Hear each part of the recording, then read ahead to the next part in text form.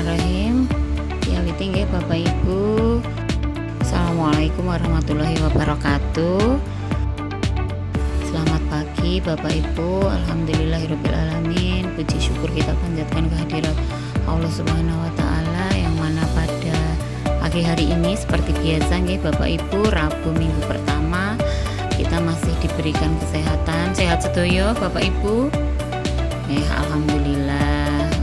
Kita doakan yang lagi sakit semoga segera diberi kesembuhan, bisa mengikuti kegiatan seperti biasanya.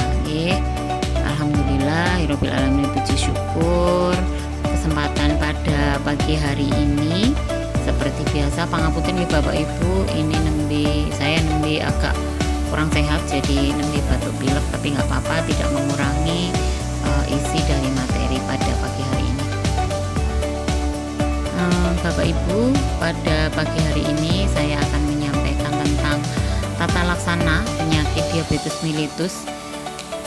Meskipun tentang diabetes, tapi nanti tetap di dalam ada ilmu tentang hipertensi juga nih Bapak Ibu. Nanti juga di akhir kita akan berlatih bersama senam pencegahan diabetes dan pencegahan hipertensi yang bisa dilaksanakan di rumah sendiri-sendiri nggih. Gerakannya cukup mudah, nanti akan kita ajarkan nggih. Langsung mawon Bapak Ibu, kita ke materi tata laksana diabetes mellitus. Kemudian selanjutnya adalah prinsip tata laksana. Kenapa penyakit diabetes harus ditata laksana?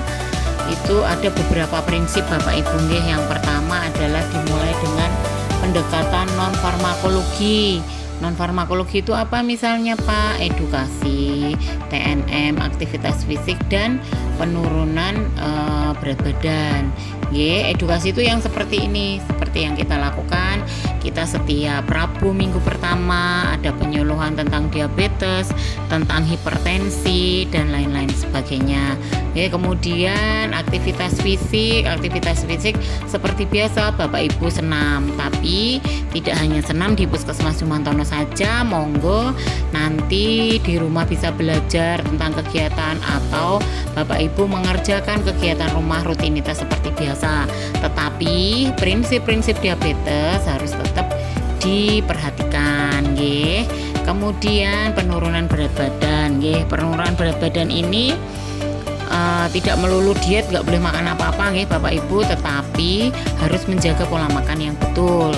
Apalagi bagi penderita DM itu yang harus dihindari nopo nggih. Bu Iji masih ingat? Iya, gula terutama nggih, sesuatu yang manis dan banyak mengandung gula, baik gula pada gula pasir, gula buah dan lain sebagainya, atau makanan yang banyak tinggi kalori nggih.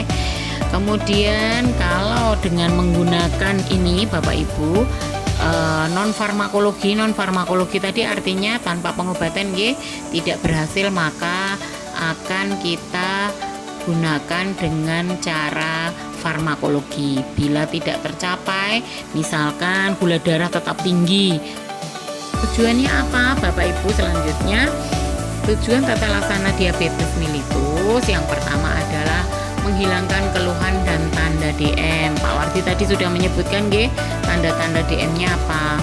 Bapak Ibu nyun sewu yang punya sakit gula punya keluhan nggih, leres. Keluhannya adalah gampang kesemutan, kemudian gampang pipis, ngoten nggih, kalau malam hari gampang capek nggih, bahkan kebas-kebas pada kaki dan tangan nggih. Nah, gunanya tata laksana itu adalah agar keluhan dan tanda-tanda yang Bapak alami ini tidak muncul, misalkan dengan berobat rutin, dengan mengkonsumsi, dengan latihan fisik. Nopo Pak Wardi, nek kaki nek kesemutan artinya nopo? Nggih, gampang geringgingen itu kalau pas gulanya tinggi. Jadi tujuan ditata laksana penyakit diabetes ini salah satunya untuk menghilangkan gejala itu nggih. Selanjutnya nggih Bapak Ibu, yang kedua mempertahankan rasa nyaman dan mencapai target glukosa darah dalam jangka waktu pendek itu yang cepat, maksudnya kita turunkan nanti. Kalau dalam jangka waktu panjang maksudnya sudah mengalami komplikasi, itu sudah muncul gejala-gejala lain selain gejala sakit gula. Kemudian yang selanjutnya yaitu mencegah serta menghambat progresivitas penyulit mikroangiopati, makroangiopati, dan neuropati. Jadi jangka panjangnya seperti itu. Kalau kita kenal sebagai komplikasi, komplikasi dari gula itu ada yang komplikasinya ke mata, gitu Pak Wardi, pandangannya sudah mulai kabur. Saya berdiri di sini, Pak Wardi di depan saya saja, kalau nggak dengar suara saja, saya sudah nggak hafal Pak Wardi nggih. Leres. Jadi itu adalah jangka panjangnya untuk mencegah komplikasi. Kemudian yang selanjutnya adalah tata laksana holistik. Itu pengobatannya, yang pertama dievaluasi mediknya terarah, jadi nggak kemana-mana, ora opo-opo di cakne gitu, angger orang bilang kok iki Pak mari, kok iki Pak mari gitu, nggak seperti itu karena panjenengan sudah tahu, sudah paham bagaimana tata laksananya penyakit diabetes. Sama seperti halnya yang hipertensi Bapak Ibu, tidak boleh sembarangan ojo ngene ojo ngono tapi tanpa ilmu dan dasarnya, itu juga tidak boleh. Yang selanjutnya adalah evaluasi berkala atau pemantauan berkala. Jenengan rutin kan Pak Bu, setiap bulan diperiksa di sini. Apakah gulanya tinggi, apakah tensinya yang tinggi. Kemudian ada 6 bulan sekali ada pemeriksaan apa Bapak Ibu? Leres yang dilakukan oleh laboratorium Rahanu yang hipertensi untuk mengetahui ureum kreatininnya, apakah ginjalnya sudah ada komplikasi atau belum. Kemudian yang gula HbA1c-nya sudah baik atau tinggi. Masih ingat Bu normalnya HbA1c? Leres. Iya betul, yang betul adalah di bawah 6,5 sampai 7. Artinya apa kalau HbA1c-nya bagus Bapak Ibu? Masih ingat? Artinya adalah dalam 3 bulan terakhir gula darah Bapak Ibu dalam kondisi yang terkontrol. Kemudian selanjutnya saya lanjutkan Bapak Ibu.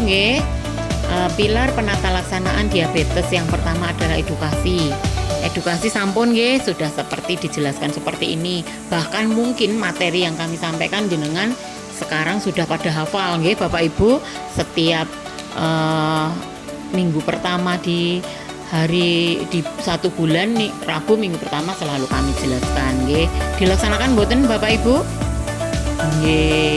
Iya bagus, dilaksanakan, kemudian ilmunya diterapkan, insya Allah nanti hasilnya akan bagus. Untuk selanjutnya TNM tadi, terapi nutrisi medik, yaitu konsultasi gizi, bagaimana cara makannya kemarin sudah dijelaskan makannya seperti apa, kemudian apa yang harus dihindari, kemudian hal-hal apa saja sudah dijelaskan. Kemudian aktivitas fisik minimal berapa Bapak Ibu? 30 menit. Bagusnya 3 sampai 5 kali dalam seminggu. Cukup jalan saja boleh. Nanti kalau lari jangan lupa kalau misalkan jalan pakai sepatu yang nyaman. Jangan sampai aktivitas fisik ngoyo ternyata pakai sepatunya sempit, kakinya malah luka. Jadi memang harus berhati-hati dalam aktivitas fisik. Kemudian yang selanjutnya adalah terapi farmakologis. Terapi farmakologis tadi apa Bu? Ada yang masih ingat? Iya, terapi farmakologis adalah terapi dengan obat. Kalau gula ada yang sudah dengan insulin, ada yang dengan obat saja, tergantung dari dosis pemeriksaan dan dosis dari dokter yang memberikan terapi. Itu obatnya diminum mboten Bapak Ibu? Ya, tetap harus diminum nggak boleh minum obat hanya kalau ingat atau kalau hanya ada keluhan, mboten pareng nggih. Pokoknya setiap hari harus rutin, yang harus diminum pagi ya pagi, yang harus diminum malam-malam. Masih ingat nggih? Kalau diminum sehari sekali, berarti minumnya berapa jam sekali Bapak Ibu?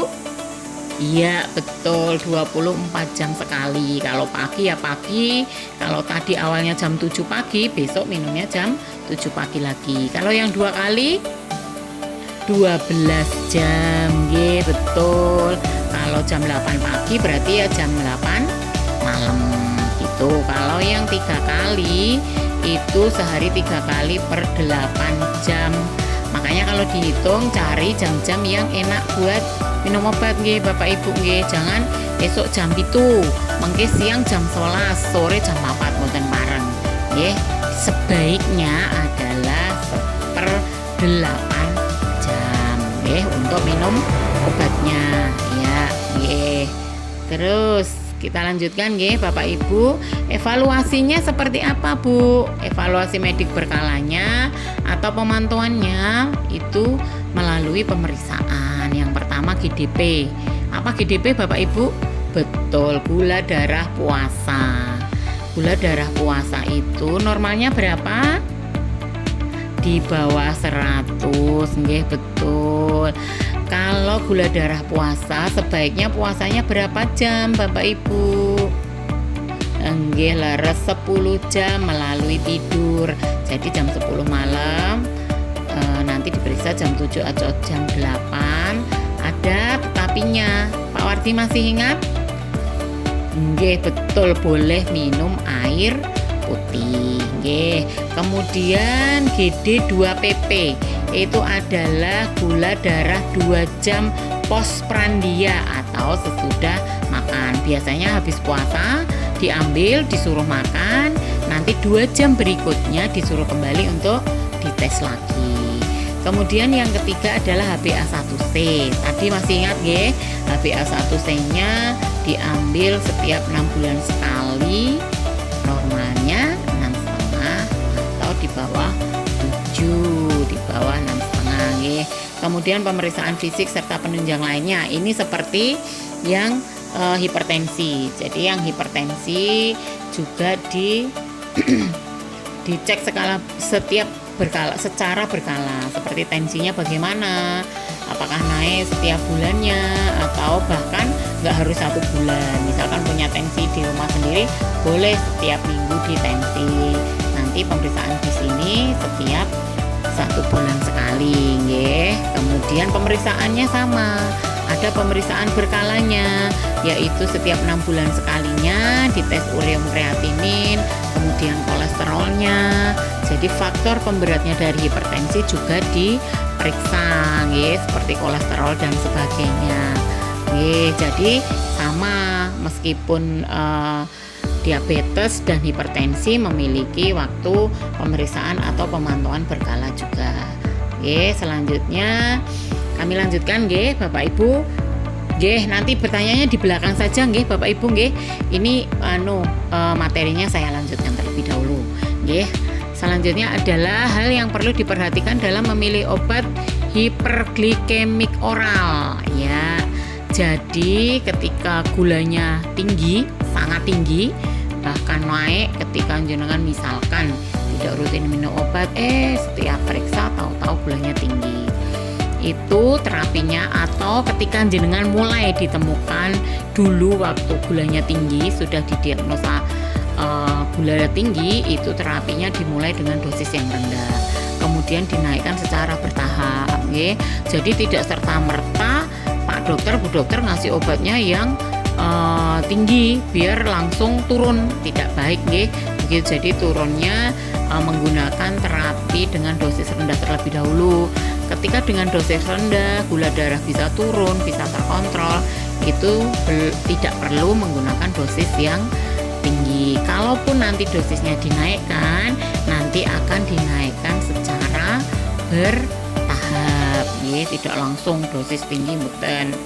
Nggih, yang selanjutnya adalah harus diketahui bagaimana cara kerja, lama kerja dan ESO-nya. Biasanya Pak apoteker yang di sini Mas Ponco di depan nggih, kalau ngasih obat jenengan pasti akan dijelaskan nggih cara obatnya kerja itu sebelum makan atau sesudah makan. Kemudian nanti obat ini akan bereaksi berapa lama dan berapa lama lagi jenengan harus minum obat berikutnya nggih. Jadi tidak asal-asalan tadi seperti yang sudah dijelaskan nggih. Satu, yang 12 jam seperti apa, 8 jam seperti apa. Yang selanjutnya adalah jika diberikan dengan obat lain, pikirkan kemungkinan interaksi obatnya. Jadi misalkan nanti tanya, Pak, ini saya minum obat gula, tapi saya ini periksa batuk pilek. Nah, minum obat gulanya nanti bagaimana, Pak? Boleh bareng atau yang satu di stop atau yang satu dihentikan terlebih dahulu? Itu jenengan boleh menanyakan ketika jenengan diberikan obat di luar obat gula. Jika terjadi kegagalan sekunder obat hiperglikemik oral, usahakan pakai golongan lain. Ini akan di dokter yang akan memberikan. Jadi jenengan tidak perlu menentukan sendiri.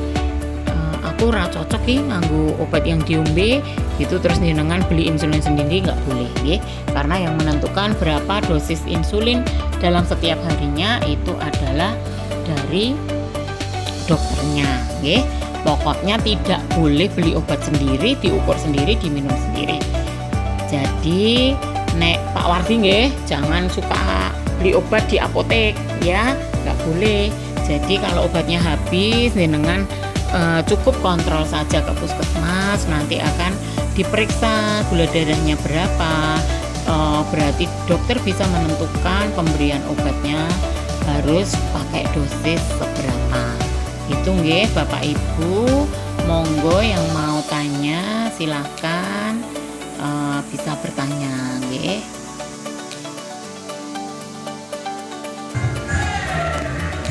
Bu, badhe matur obatipun niku ngombene rutin tapi dileti 1 hari pareng mboten. Pak Marno, Bu Darti matur suwun atas pertanyaannya.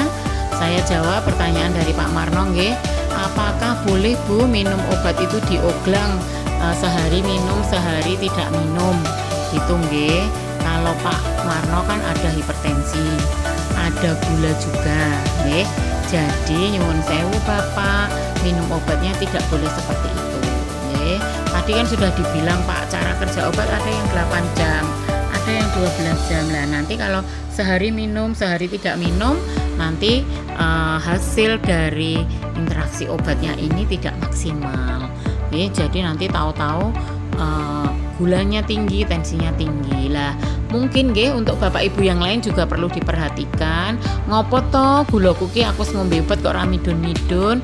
Mungkin seperti ini. Jadi merasa tidak ada keluhan, merasa tidak merasakan badannya kenapa-kenapa, obatnya tidak diminum. Jadi tidak boleh Bapak Ibu minum obat itu, harus rutin sesuai dengan anjuran dokter gitu Pak Marno Jadi mboten sah Pak, nanti stok obat aman. Sudah dijelaskan apa efek minum obat gula dan obat hipertensi pada ginjal. Jadi tidak perlu ada yang ditakutkan. Iya betul, banyak masyarakat yang bilang ojo ngombe obat terus engko ginjale rusak. Padahal kalau tidak minum obat justru leres. Nanti ginjalnya malah mudah rusak kalau tidak minum obat. Jadi tetap harus minum obat rutin. Ngoten Pak Marno. Jadi minum obatnya nggak boleh dioglang, sehari minum, sehari tidak minum. Ngoten terima kasih untuk pertanyaannya. Sampun jelas Pak Marno Matur nuwun Bu Darti untuk pertanyaannya karena ini Bu, kalau peserta BPJS kenapa dimasukkan klub DM dan hipertensi itu sudah sesuai dengan plek prolanis. Jadi ada tanda prolanis di piker yang kita lihat itu sesuai dengan diagnosa yang jenengan derita. Jadi bukan kami yang buat Bu, itu sudah disesuaikan dengan diagnosisnya. Kalau DM ya ikutnya di diabetes, kalau hipertensi ya ikutnya di hipertensi. Ngoten nggih Ibu. Nggih, kalau mau pindah harus sakit dulu. Kersa Bu sakit. Iya. Nggih, sampun sesuai dengan sakitnya masing-masing. Ngoten nggih, matur suwun. Nggih, Bapak Ibu, ada yang ditanyakan lagi? Nggih, sampun jelas nggih kenapa DM harus ditangani.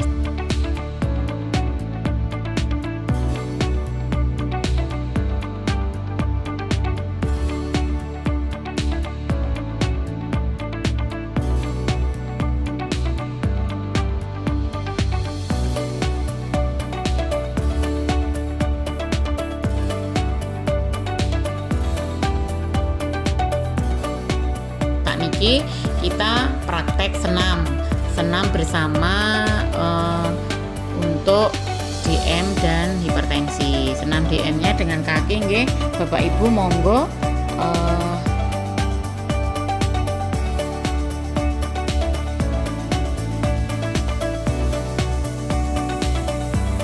selanjutnya sebenarnya lihat nggih, saya contohkan.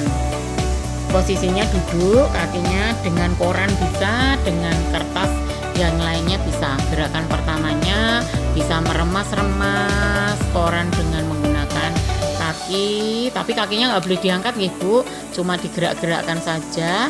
Duduknya posisi senyaman mungkin nggih, sampai bisa tergulung nggih. Jadi bisa.